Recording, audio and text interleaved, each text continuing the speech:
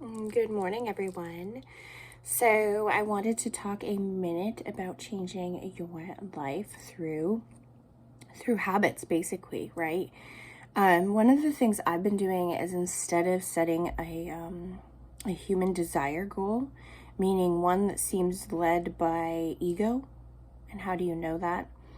Well, because it feels more like it's up in your head, right? It's more here. It's not coming from your heart, right?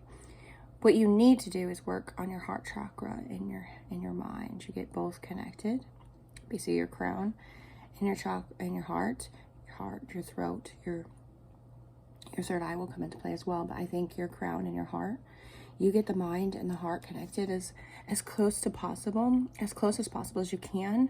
You will start having these missions come to you. I call them missions because it's little things that you need to do, and people come into your life to test you and see if you're ready for the next level, and you'll only know if you are based on what happens next, right?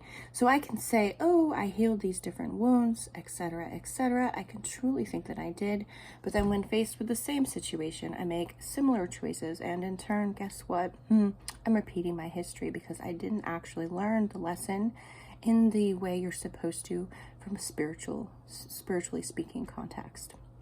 So I'm trying to think. This could look like you feeling like you're healed, right? You're healed. You went, and then you have this experience come into play. A person, a place, a thing, a word comes into your world, your zone, and your bubble, and you're like, oh my gosh! And you feel like what they say triggered is, or you feel some sort of way inside of your being, and it's almost like this unsettling feeling. It could be that you want to curl up in a ball and cry. It could be you want to scream.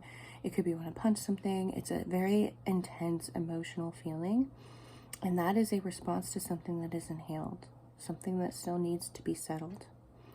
When I was experiencing something recently, I ran into someone whom I wasn't sure that I had healed from the battles and the wounds. I knew that my instincts were coming back and that I had lost pretty much all contact with my instincts after this whole scenario because I stopped listening.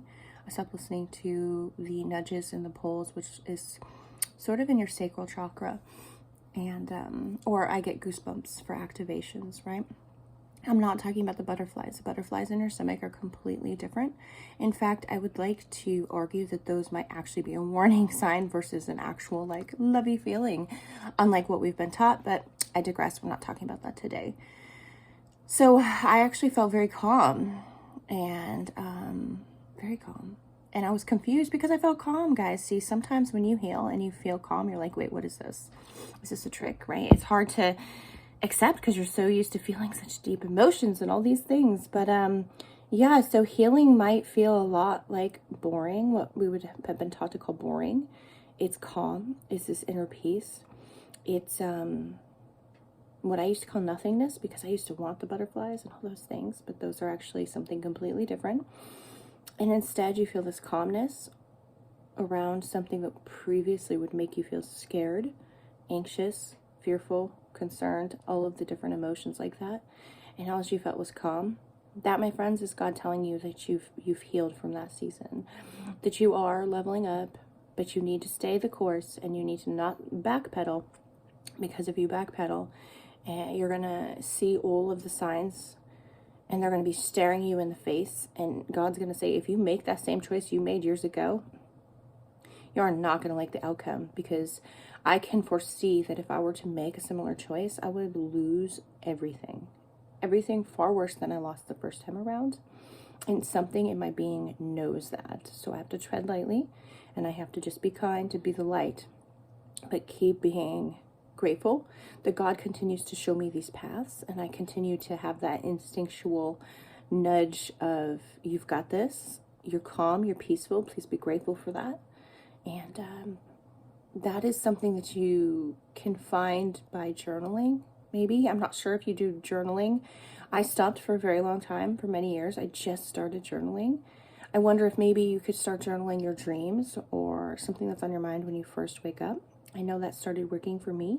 I get a song in my head. I wake up and it's a song, and I write it down. And what was funny, the song the other morning was actually my husband's grandmother. It reminds him of his grandmother, which was interesting because before bed I was thinking about his mother.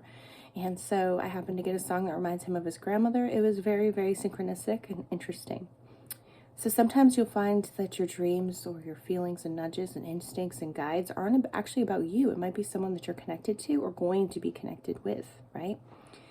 And I know this sounds kind of different to each person. I'm not going to assume how you hear this to be, but if you're triggered by the word God, I suggest you interchange that with the word source, Great Spirit, Mother Nature, any of the terms that work for you.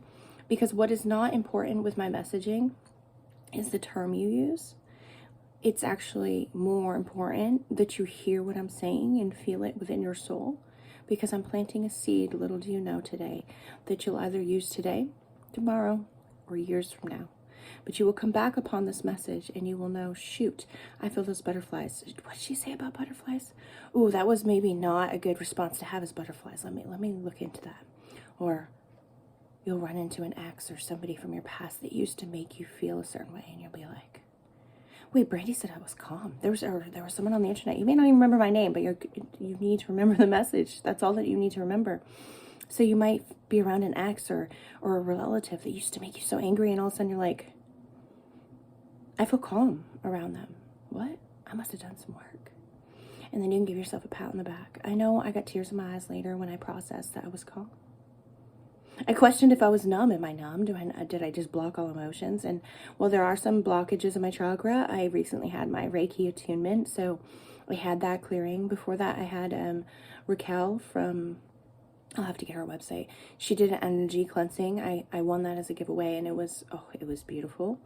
And then I work on myself to do some Reiki healing a lot on myself, and so I know that I can feel. In fact, I feel a lot of love in my sacral area, which I guess that's not love, it's more sensual, right?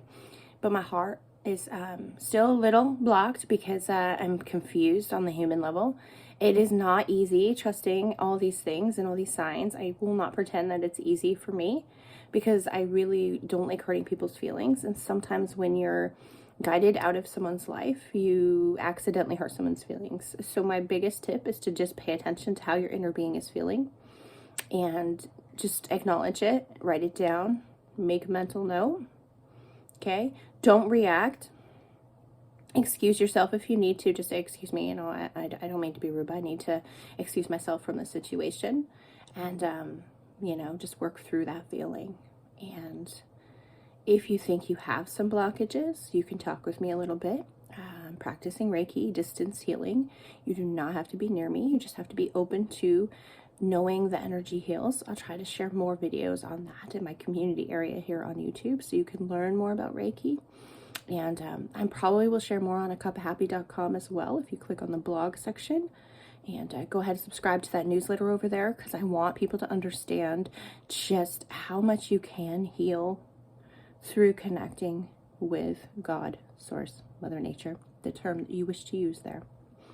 Because for me, I don't care about the term you use. I just care that you're trying to heal and trying to feel better, because we're all connected. And for each person that starts to feel better, all of us in the world feel better. It's amazing how much we're connected. So I hope you took something from this message today, and if not, maybe in the future it will sprout up into some sort of plant that makes sense to you. But for now, I need to go get some work done for my client. I need to build a website, and I need to go walk the dogs. So I hope you have a beautiful day. And please remember, you don't have to react. You can just say, excuse me, I need to leave this conversation for a minute. And if you're texting or you're online, just walk away. Close out the browser, close out the text. It's okay.